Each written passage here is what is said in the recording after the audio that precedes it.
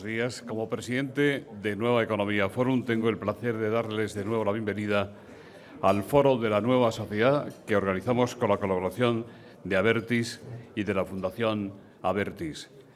Hoy tenemos el placer de recibir a don Carlos Usías, por segunda vez en esta tribuna. Él es presidente de la Red Europea de Lucha contra la Pobreza y la Exclusión Social en el Estado español. Le va a presentar el secretario general de Cáritas, don Sebastián Mora. La tribuna es suya.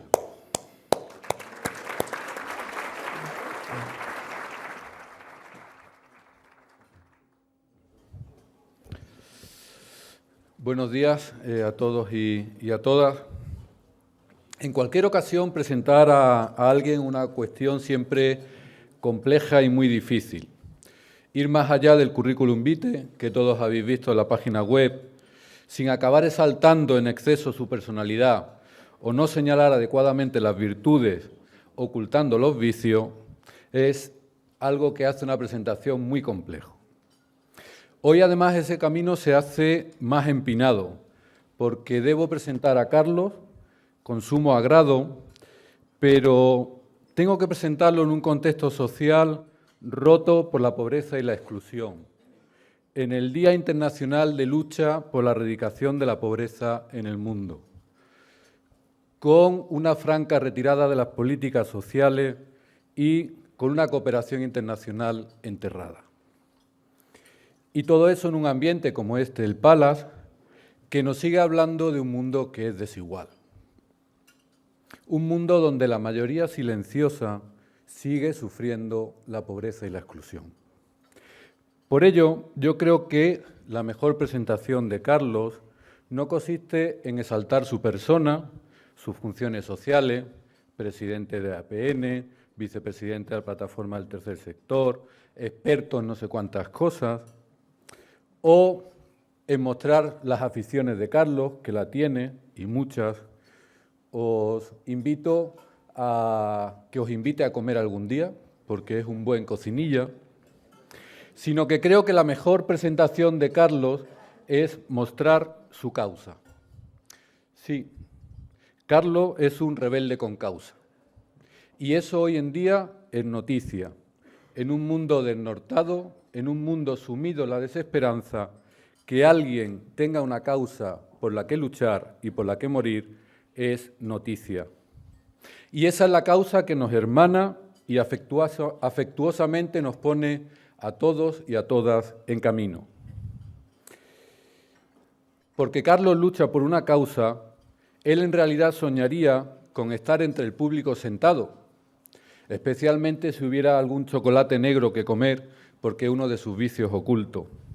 Y estaría ahí sentado disfrutando, porque él entiende y lucha que sean los pobres los que tengan la palabra. De la pobreza los que mejor tendrían que hablar son los pobres. Es una persona que lucha porque tengan la palabra los pobres, porque sean agentes, porque sean escuchados y porque cree con pasión, como la entidad, como la red EAPN, que representa en la dignidad especial de las personas excluidas. Carlos, y por eso está aliado y enrolado en la EAPN, sufre las contradicciones de la pobreza, las incomprensiones y las paradojas de una minoría opulenta a costa de una mayoría en pobreza. Con la paciencia y la sabiduría de un hombre de campo, es de Tomelloso, y otras veces con el genio de Manchego, sabe situarse en la realidad de forma amable. Carlos es un niño que mira en profundidad, y sabéis que los niños dicen la verdad y saben también disfrutar de la realidad. Pero Carlos, además, es un hombre que sabe que su causa tiene sentido, por su afición, y yo diría que casi vicio, al conocimiento de la mitología griega. Sí, a la mitología griega, como decía el maestro Vigente Pató. No se siente un Sísifo subiendo la montaña eternamente, sino que sabe que la esperanza quedó en la esquina de la caja de Pandora cuando expandió todos sus males por el mundo. Y sabe que es posible agarrarla, construirla y derramarla por tantas vidas rotas y excluidas. Carlos, gracias por hacernos creer Y hoy, en este día especial de lucha contra la erradicación de la pobreza, hacernos creer que la pobreza es evitable, que no es una causa natural, que sigue siendo un escándalo social, ético y político, que no nos podemos acostumbrar a vivir en estos niveles de pobreza, de desigualdad y de injusticia. Gracias por tener una causa, gracias por invitar a compartirnos y construirla juntos, y gracias por invitarnos a desayunar esta mañana, que siempre se agradece.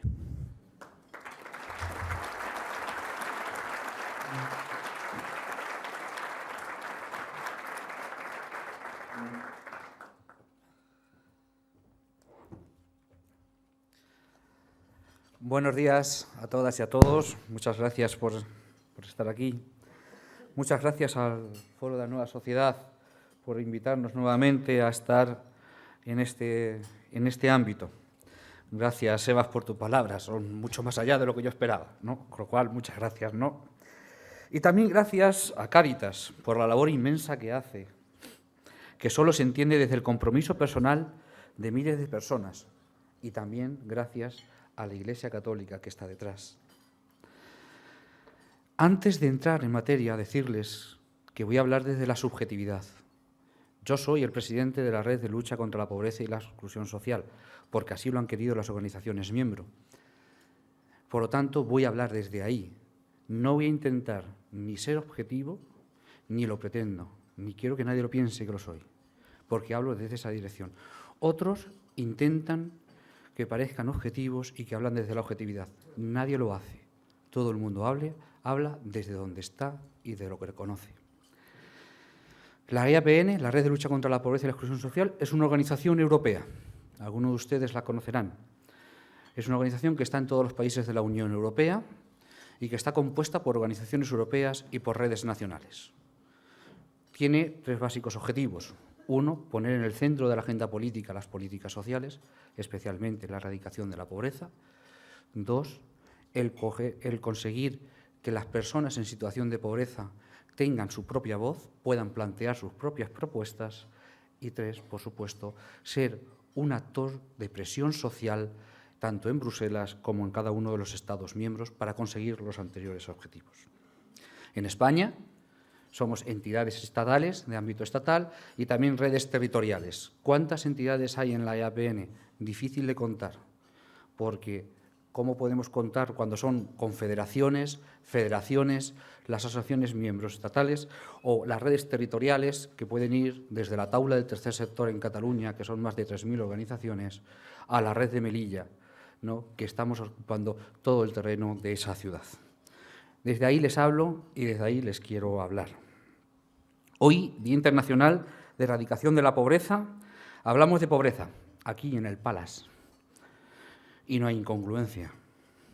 En este foro se habla de problemáticas y de retos sociales, de economía, de impacto social, de política. De todo eso se habla cuando hablamos de riqueza y también cuando hablamos de pobreza. Es decir, estamos en el sitio indicado. Como quiero hablar de pobreza, ya anuncio que no me circunscribiré a hablar de servicios sociales. Para hablar de pobreza hay que hablar de otras muchas cosas, sobre todo si lo que queremos es erradicarla. Como hemos dicho, hoy es el Día Internacional de Erradicación de la Pobreza y no puedo empezar esta intervención de mejor manera que recordando los famosos y maltratados objetivos del milenio. Recordar la situación de cientos de millones de personas de muchos países empobrecidos, países a los que les queremos dictar lo que han de hacer, cómo lo han de hacer, en qué plazo y con qué condiciones, para que reciban nuestra exigua y menguante ayuda. Por cierto, ¿les suena? Tal vez lo que nos está ocurriendo nos ayude a comprender y asumir mejor el ingente trabajo llevado a cabo por cientos de ONGs de desarrollo y la propia Alianza contra la Pobreza.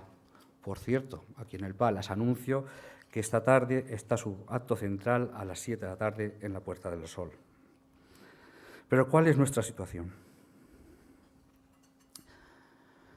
Si regresamos a las condiciones, esas que les he dicho que sí les sonaba, para la ayuda y a lo mucho que nos puede sonar, cuando se dan estas condicionalidades, siempre ocurre que el que pone las condiciones piensa en sí mismo, nunca en el bienestar de los ciudadanos de los países teóricamente ayudados.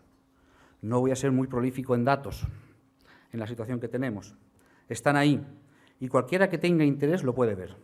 Están los informes de FOESA Cáritas, los informes de vulnerabilidad de Cruz Roja, o los propios informes sobre la tasa de pobreza europea, la tasa AROPE, que hace la EAPNES. La tasa AROPE es la que mide, está compuesta por 3 indicadores, que son el indicador de pobreza relativa, el de privación material severa y el de baja intensidad en el empleo de los hogares.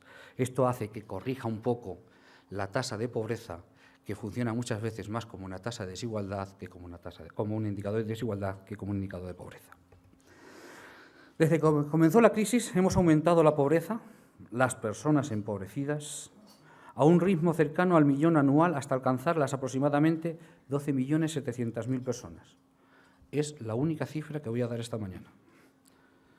¿Saben lo que significa eso en la vida de una familia? Lo que puede significar pérdida del empleo, pérdida de ingresos, fin de los ahorros, imposibilidad de afrontar los gastos diarios y necesarios, luz, agua, comida, gas, libros, alquiler o hipoteca, pérdida de la vivienda con el consiguiente estigma ante los conocidos más cercanos, dejar de relacionarse con amigos y familiares, tensiones familiares, posible ruptura familiar, posible desestabilización emocional y psicológica, una espiral perversa. Pero esto no lo consigue la crisis por sí sola. Esto ocurre por la conjunción de medidas que en sí mismas van en dirección contraria a la lucha contra la pobreza. Cada una de ellas, de esas medidas, va en contra de la lucha contra la pobreza. Pero si confluyen, como es el caso, se convierte en una auténtica estrategia de empobrecimiento masivo. Y en los últimos años han confluido en Europa sistemáticas cumbres de salvamento, que anda que no hemos salvado a los griegos veces. Espero que no nos tengan que salvar mucho a nosotros. Siempre definitivas estas cumbres, y al mes había otra, y que más bien parecen querer salvar cadáveres. Pero no es verdad. Están salvando los principales bancos de los países centrales de la Unión Europea. Y eso lo están consiguiendo. Establecimiento de criterios de déficit fiscal que pueden ser lógicos en unos plazos claramente aberrantes y suicidas. Por cierto, impuestos por quienes incumplieron en el pasado y no les ocurrió absolutamente nada. Abandono de la estrategia Europa 2020 en todo lo concerniente a la mejora del bienestar y la preparación para la vida de los ciudadanos europeos. Saben que eran 5 los objetivos. De los objetivos de la estrategia, de 2 de ellos, tenemos tristes noticias, empleo y educación. Y de otro, simplemente no hay noticias, reducción de la pobreza.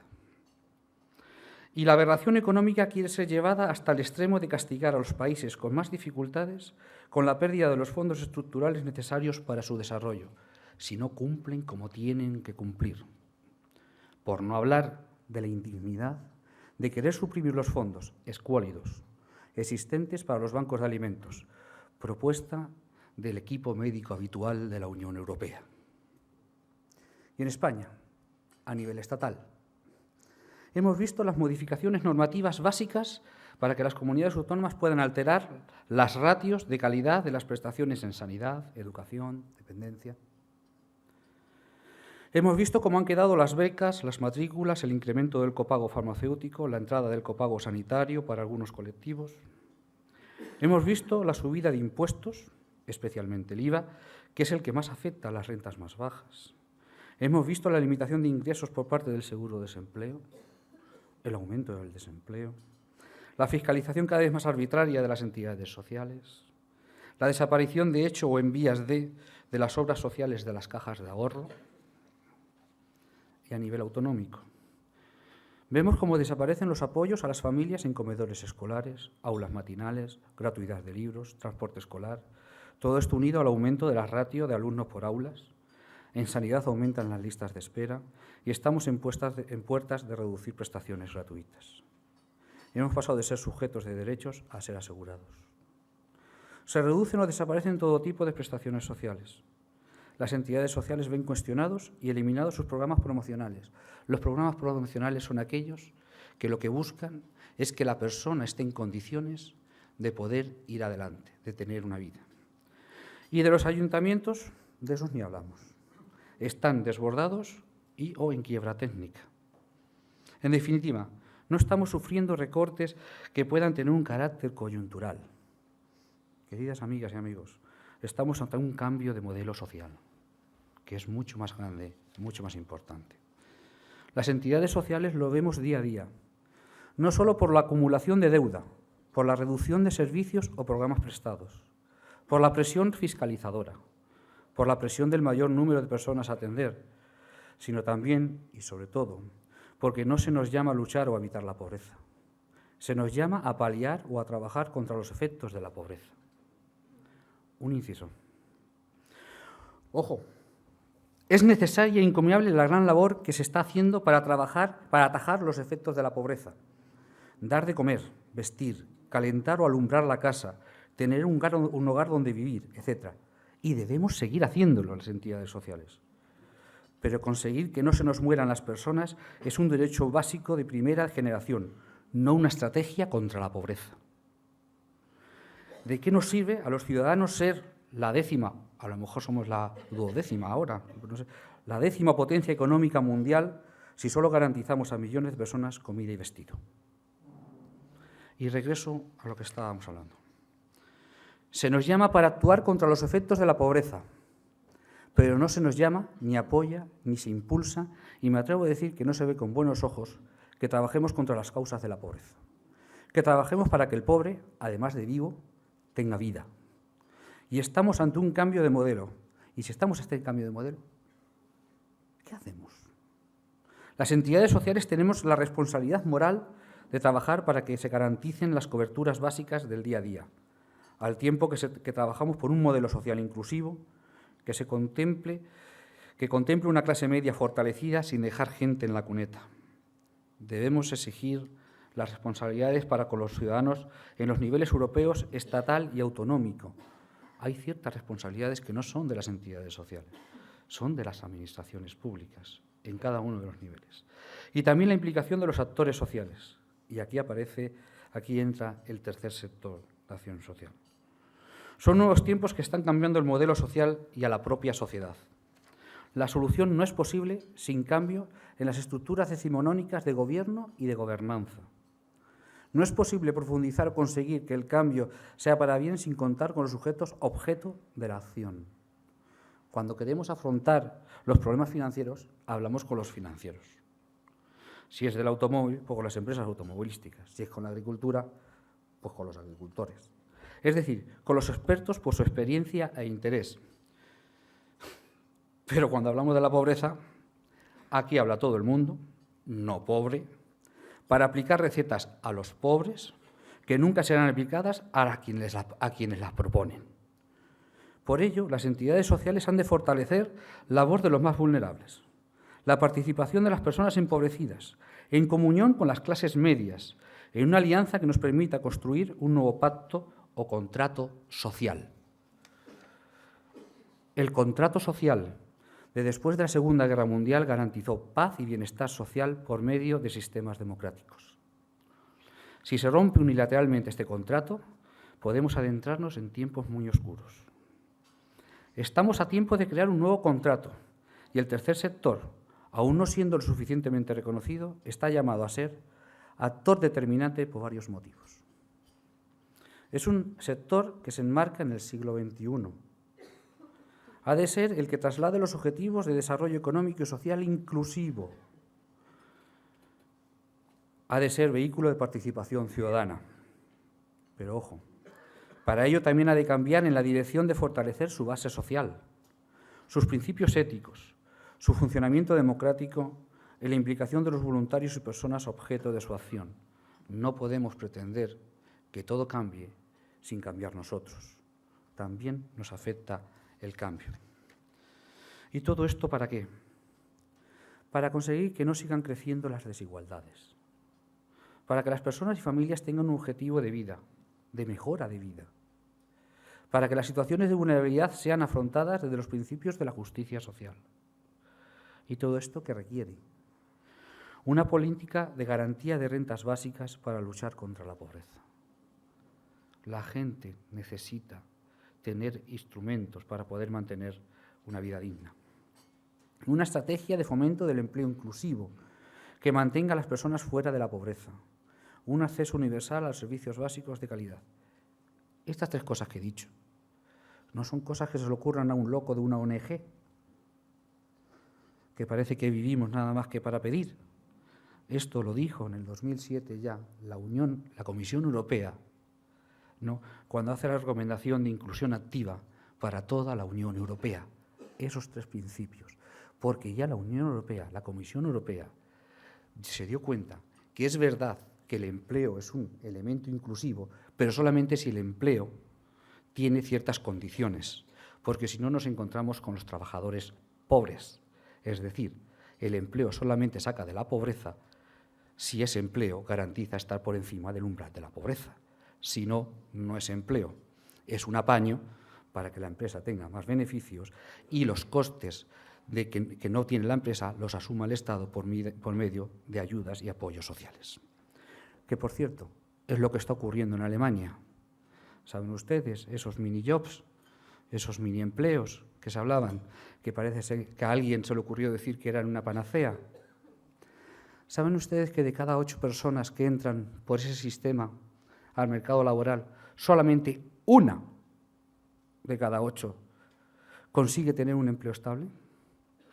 Que las otras 7 están sistemáticamente en este tipo de empleos, entrando y saliendo y siendo mantenidas todo el resto del tiempo por el sistema de protección social, por cierto, mucho más sólido, con mucho más músculo que el español, por mucho que lo hayan reducido. No es una solución inclusiva, es un apaño para unos cuantos. También se requiere unos nuevos espacios de diálogo civil que redefinan las políticas de impacto en el bienestar ciudadano. Unas políticas impositivas acordes con nuestro entorno europeo y progresivas. Una inversión social acorde con nuestro entorno europeo. Estamos 7 puntos por debajo y se nota. Una utilización de los fondos estructurales mucho más orientada a la inclusión social. Y no lo digo yo, tal y como lo reclama la Comisión Europea, que parece ser que somos nosotros los que estamos sistemáticamente pidiendo, y no, son otros que también lo proponen. Afrontar el fraude fiscal y la economía sumergida. Fomentar una economía cercana, no deslocalizable, como es la economía social. Y mientras tanto, no solo hay que mantener vivas a las personas, que sí, por supuesto, y a ello estamos. Tenemos que mantener con esperanza de vida, con ilusión de vida, a ellas y a sus familias. Y para ello es necesario apoyar, sobre todo, a los ayuntamientos y entidades sociales, a hablar con ellos con objeto de definir una nueva dirección. Si sabemos que el mero crecimiento no genera la reducción de la pobreza, todos sabemos que en la época de mayor crecimiento en este país no bajamos ni un solo punto el índice de pobreza. En 3 años de crisis lo hemos subido 5 puntos. Ya he dado 2 datos que antes no tenía previstos decir, pero al final he dicho 3 datos, ¿no? Sí que sabemos que el mero crecimiento no genera la reducción de la pobreza, hemos de trabajar por un modelo que garantice el crecimiento con justicia social, con equidad. Podemos y sabemos hacerlo, pero ¿estamos dispuestos a hacerlo? Bueno, creo que ya me he metido suficientes charcos. Muchas gracias.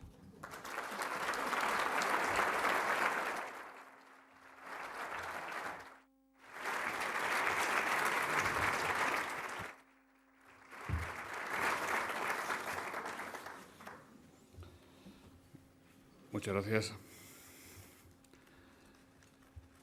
Pedro González le pregunta, ¿puede darnos un índice del estado actual de la solidaridad en España?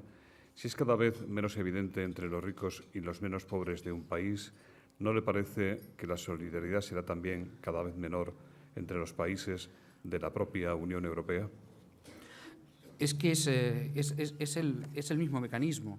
Es decir, lo que he querido decir al principio, cuando hemos visto de la insolidaridad que manteníamos con los países más pobres, eso nos lo están aplicando ahora a los países de la Unión Europea, a nosotros mismos, los países del norte.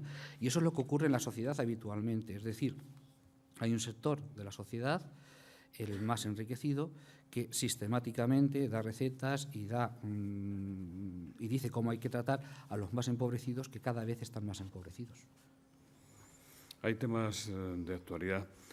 Carlos del Caño dice, desde su perspectiva como presidente de la Red Europea de Lucha contra la Pobreza y la Exclusión Social, ¿cómo valora usted el proyecto de Eurovegas en Madrid, teniendo en cuenta que supondrá cambios de nuestras leyes con posible merma de derechos a cambio de una promesa de creación de empleo?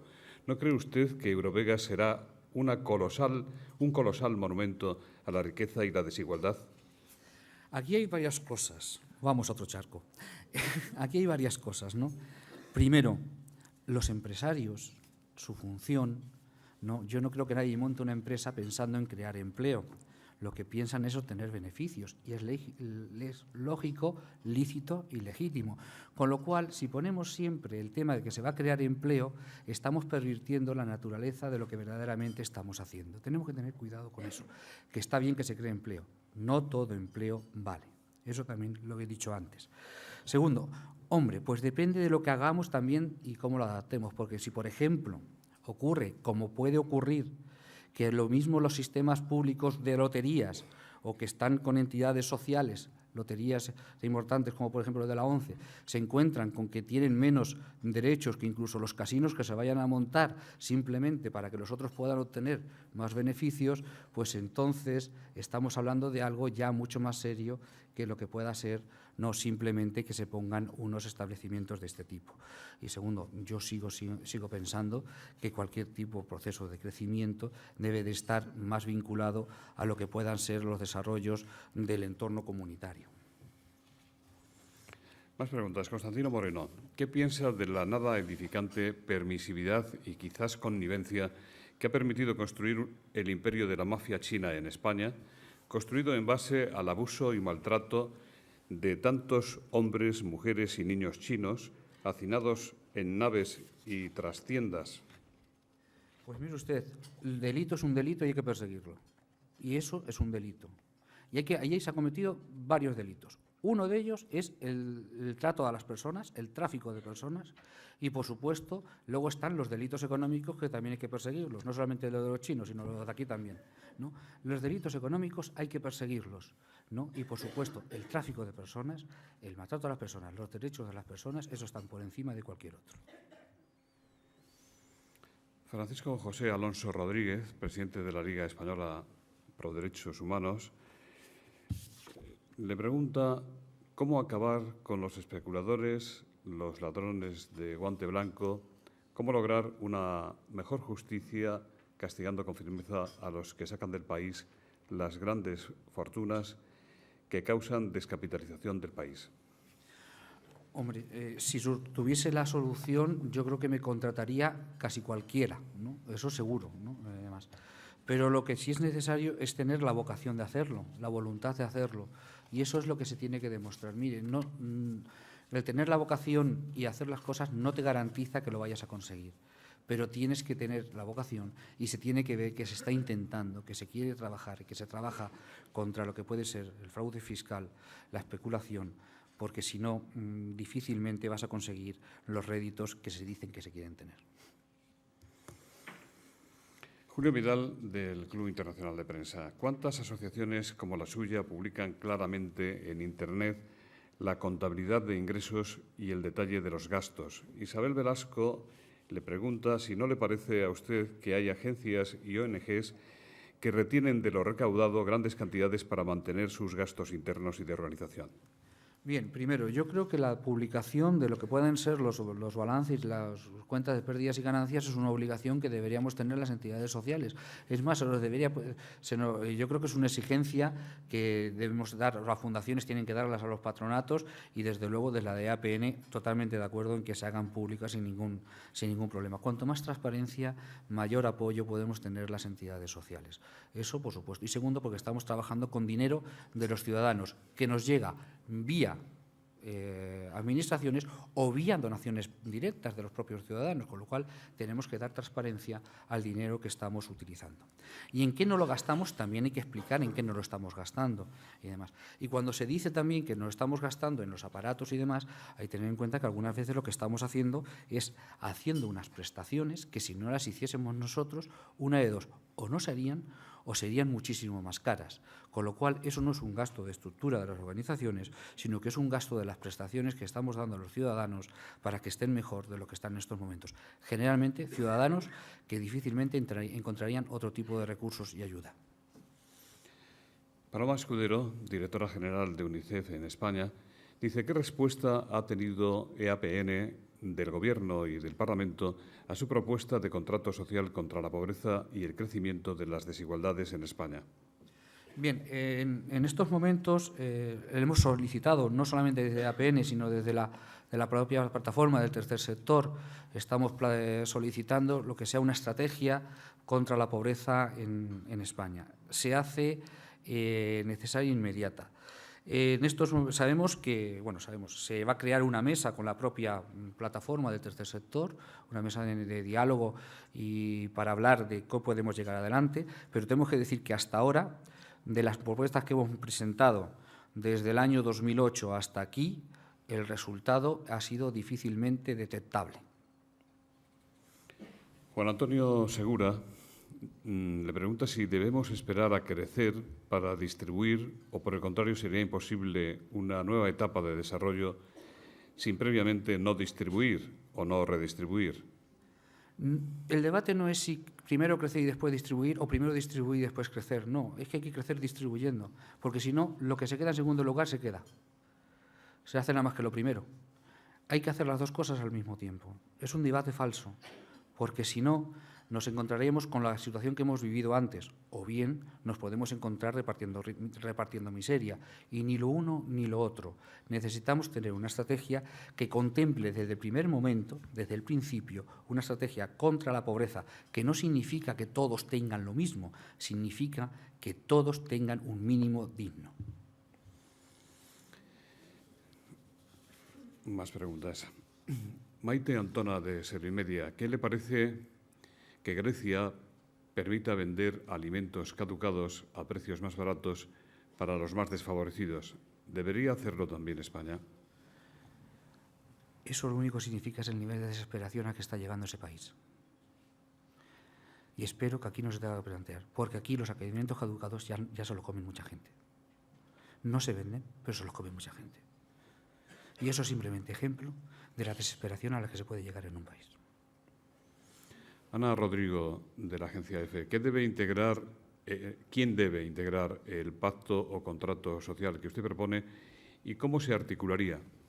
Ese contrato o pacto social, por supuesto, deben estar las fuerzas políticas, los agentes sociales y el tercer sector, y, por supuesto, cualquier agente que pueda ser relevante en estos momentos.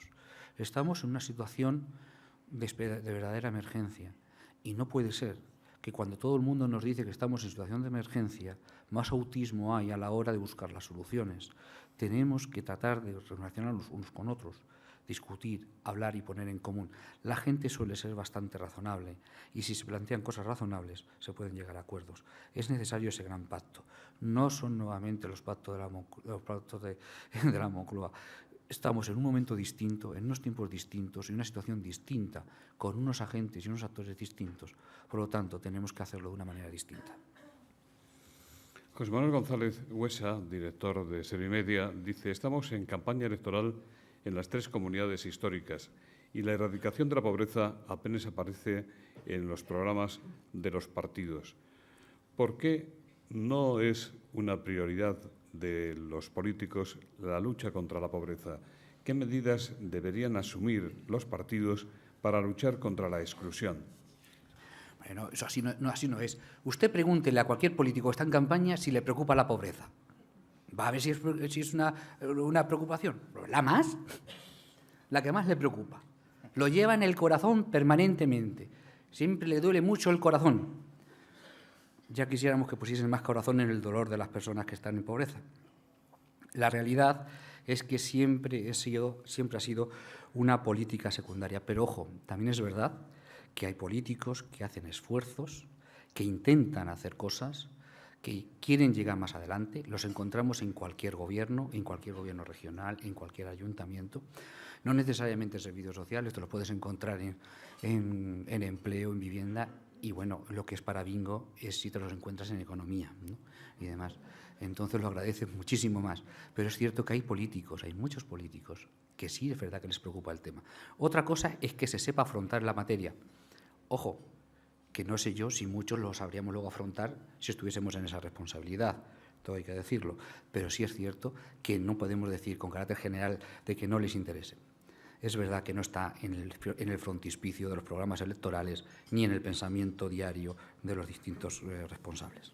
Luis Blázquez le invita a que hable usted de los movimientos migratorios y su relación con la exclusión y la pobreza, y que hable usted de lo que posiblemente, y según él, es una globalización no solo de la vida económica, sino de la pobreza. Hay que tener en cuenta que los principales movimientos migratorios, las principales migraciones no se dan de los países ricos a los países pobres, se dan entre los países pobres. Y aquí siempre estamos diciendo una cosa que no es verdad. Y luego se dan esos movimientos migratorios. Ahora, decir que en España salen más que entran, ¿no? Estamos nuevamente volviendo a emigrar. Lo mismo ahora nos preocupa más cómo se trata a los emigrantes, ¿no? Además, en otros sitios, ¿no? En ese aspecto. Es un fenómeno global, no podemos pretender. Bauman ya nos dice que estamos en una sociedad que todo se conoce, todo se vive al momento, y no podemos pretender que se viva al momento los flujos de capitales y no se vivan al momento las situaciones que se dan de pobreza. Lo mismo que se generaliza, que puede correr de un lado a otro la riqueza solamente entre minorías, sí se extiende también la pobreza, aunque en este caso entre las mayorías. Usted ha dicho que los voluntarios no deben sustituir la acción social de las administraciones públicas. Sí, pero vamos, no solamente que no deben de sustituir la acción social de las administraciones públicas, no deben de sustituir el empleo remunerado directamente. O sea, los voluntarios son un valor añadido a las muchas cosas que se pueden hacer de las entidades sociales. Es una muestra de lo que es la fuerza de la sociedad civil, que es capaz de preocuparse por los demás y por los de su entorno. Pero eso no quita para que esa sociedad, en su parte organizada, jurídica, administrativamente y de gobernanza, no tenga que asumir las responsabilidades que les corresponde ante aquellas personas que tienen mayores situaciones de vulnerabilidad y de necesidad. Los voluntarios, las entidades sociales, no estamos para sustituir a las administraciones. Estamos para mejorar la situación que se genera una vez que las propias administraciones han tenido que actuar. Santiago González, de Uso Sotermún, dice: mientras han aumentado las causas de la pobreza, ha disminuido la presión fiscal y ha aumentado la desigualdad. ¿Una de las causas de la pobreza es el aumento de la desigualdad? Es que no sabría si decir que uno es consecuencia de lo otro o al contrario, ¿no? Verdaderamente lo que sí se da es que cuanto a mayor desigualdad, mayores niveles de pobreza, y a mayores niveles de pobreza, mayores desigualdad. Generalmente la pobreza es consecuencia, el proceso de empobrecimiento es consecuencia de que ha habido un proceso de enriquecimiento, con lo cual alguien se ha tenido que ir llevando lo que a los otros les va faltando. Eso van el uno unido con el otro. Marta Arias, de UNICEF, le pregunta qué opina usted de las estadísticas que apuntan a la infancia como el colectivo más empobrecido en España. ¿Cómo aborda su organización la pobreza infantil? Vamos a ver, siendo que es cierto que no se puede abordar la pobreza infantil sin tener en cuenta la pobreza en el hogar, no se conocen familias pobres con niños ricos, eso no existe. Sí es verdad que la pobreza infantil tiene unas características específicas que la hacen necesaria de medidas concretas para permitir que esos niños no sufran la transmisión de la pobreza que ya están viviendo en sus propias familias. Cuando se ha propuesto una estrategia contra la pobreza, además también con una idea que es muy de la mano de Cáritas, ¿no? Cuando se ha propuesto esa estrategia, dos de los ejes que hemos defendido sistemáticamente era necesario que ese plan contra la pobreza tuviese una estrategia transversal de lucha contra la pobreza infantil y otra que afectase a las personas sin hogar. Georgina Guerrero, de WF. Cuando hablamos de pobreza, se achaca gran parte del problema a los ricos, a los empresarios. Volvemos a eso de que es más fácil que un camello pase por el ojo de una aguja a que un rico se salve. A su juicio, ¿se salva alguno? ¿No estaremos condenando sin más la riqueza? También le preguntan si tiene usted información sobre el nivel de donaciones que proceden de grandes empresas y de afortunados. Bien, vamos a ver. Primero, yo no estoy en contra de la riqueza y en ningún caso lo he dicho. Yo generalmente estoy en contra del enriquecimiento masivo, que es lo que provoca la pobreza masiva. Y lo que defiendo no es que no haya ricos, lo que defiendo es que no haya pobres que no puedan vivir, que es distinto, es muy distinto, no tiene nada que ver una cosa con la otra, ¿no? Y segundo, no tengo esos datos, pero les doy una indicación que mi compañero Juan Lara, que está por aquí, de la plataforma de ONGs, conoce mucho más que yo. Cuando se marca la X de otros fines sociales, las mayores aportaciones nos vienen de las rentas medias y bajas, las menores de las rentas altas. María Luz Valdivia, de ACOBE, dice: al estar parcheando las consecuencias de este nuevo modelo con la acción de las ONGs, ¿no estamos impidiendo que se visibilice el perjuicio causado? No estoy de acuerdo con ello, no estamos parcheando. Y segundo, yo desde luego no estoy de acuerdo que para conseguir mostrar lo mal que estamos tengamos que hacer sufrir a la gente más de lo que ya está sufriendo. O sea, ¿cuál es la alternativa? ¿Que la gente deje de comer? ¿Que la gente deje de tener vestidos? ¿Que la gente deje de poder pagar su casa? ¿Que lo pierdan todos la casa? ¿Esa es la alternativa para que la gente se dé cuenta de lo que está pasando? Yo creo que lo que estamos haciendo está bien hecho y no es un parche. Es una estrategia de ayuda a las personas, de apoyo a las personas, de defensa de los derechos de primera generación, de básicos, de necesidad. Eso hay que seguir haciéndolo. Pero al mismo tiempo tenemos que estar siendo contundentes, duros, reivindicativos, pidiendo que exista una estrategia contra la pobreza. Porque es verdad que hacer eso, ya lo he dicho antes, no es una estrategia contra la pobreza. Eso es evitar que los pobres se nos mueran. ¿Qué valoración hace usted de los recortes que han sufrido los presupuestos generales del Estado, y en concreto los del Ministerio de Asuntos Exteriores, en relación con las partidas dedicadas a la cooperación internacional y la ayuda a países subdesarrollados? Pues que estamos muy en la línea de lo que está haciendo Alemania, está planteando con respecto a los fondos para los bancos de alimentos de la Unión Europea. Estamos en la misma línea, pero así llevamos ya varios años, ¿eh? No, eso no ha ocurrido ahora. Y también lo que nos tenemos que hacer pensar es qué sociedad tenemos que piensa que ahí está parte de nuestra solución. No puede ser parte de nuestra solución que los que peor estén peor. Eso es imposible, ¿no? Porque si pensamos eso, es que tenemos una sociedad que tiene unos valores y unos principios que luego se reflejan en los gobiernos. Ojo, los gobiernos que tenemos, el gobierno que tenemos, los gobiernos en nuestras comunidades autónomas, en nuestros ayuntamientos, no nos han venido de Marte, los hemos puesto nosotros con nuestros votos. Y están gobernando porque tienen un mandato de la ciudadanía. Entonces, vamos, tengamos en cuenta también eso, ¿no? Que no han salido de ningún sitio. A lo mejor es que muchas veces se refleja lo que la sociedad piensa, y en eso yo creo que las entidades sociales tenemos que hacer un especial esfuerzo de sensibilización y acercamiento a lo que pueden ser los principios éticos que ayuden a salir de la situación que vivimos. Paco Abad le pregunta: ¿qué proponen ustedes para cambiar el sistema si los que tienen que cambiarlo son los del propio sistema? ¿Y qué proponéis a los ciudadanos, a la sociedad civil y a los movimientos informales no articulados en ONGs? Primero, respeto absoluto para quien decide no articularse como entidades sociales. Mira, ahora hay mucha confluencia, hay mucha agitación, ante las problemáticas que se están viviendo. Y es verdad que las entidades sociales en esto incluso podemos parecer un poco anquilosadas, ¿no? En el sentido de como que no estamos todo el día en la calle y demás. Pero eso tiene que ver con lo que he dicho antes.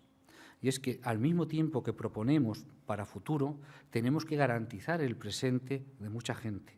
Y tenemos que estar pendientes de ese presente y de ese día a día. Y eso es muy importante.